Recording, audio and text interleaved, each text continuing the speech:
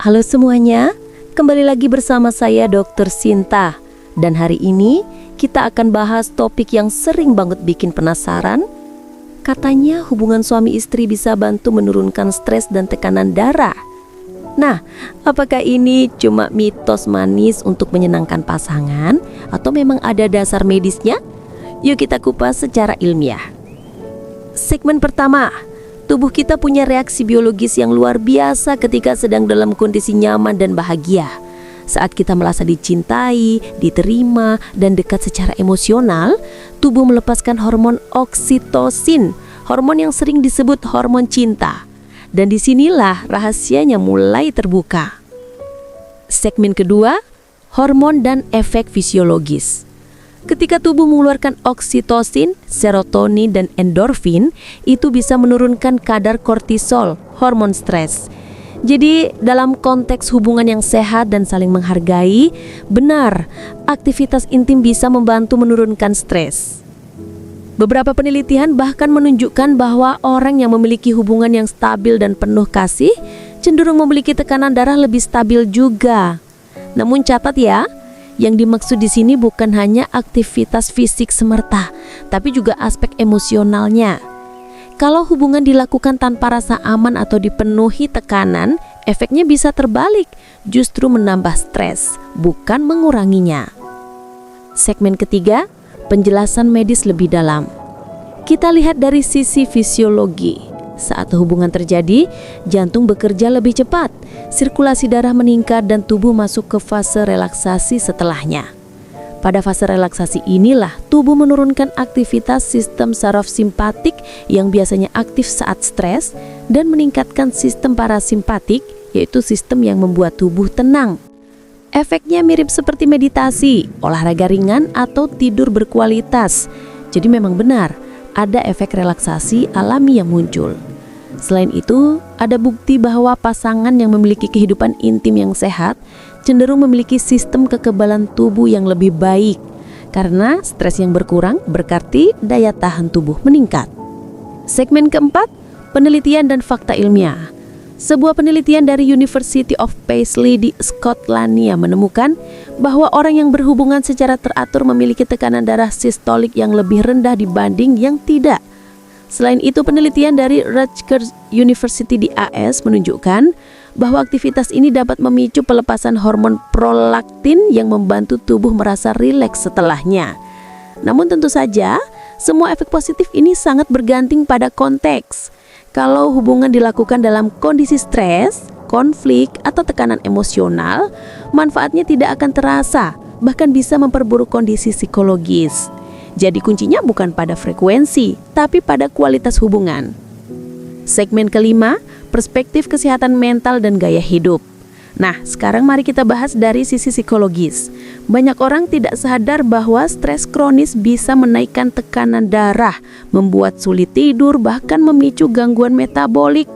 Nah, hubungan yang sehat itu bisa jadi kartu pelepas tekanan alami. Tapi bukan berarti satu-satunya solusi ya. Menjaga pola makan, tidur cukup, dan olahraga tetap penting. Hubungan hanya bagian dari keseimbangan hidup, bukan jalan pintas untuk menurunkan stres atau tekanan darah.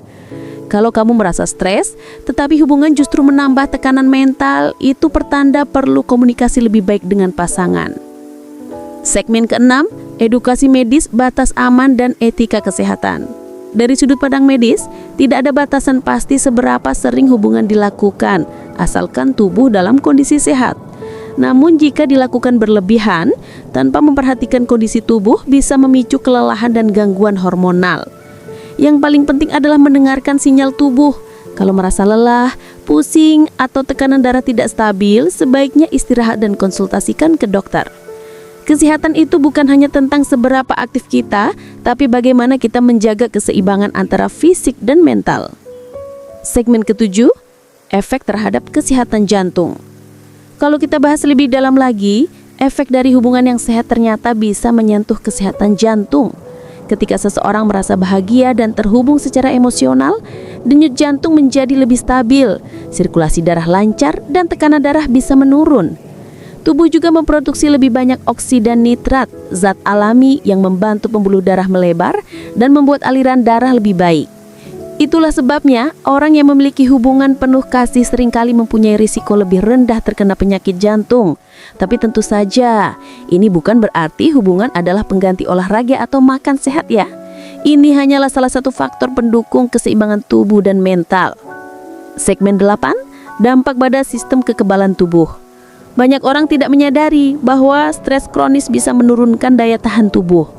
Ketika kita mengalami stres, kadar kortisol naik dan itu bisa menekan fungsi sistem imun.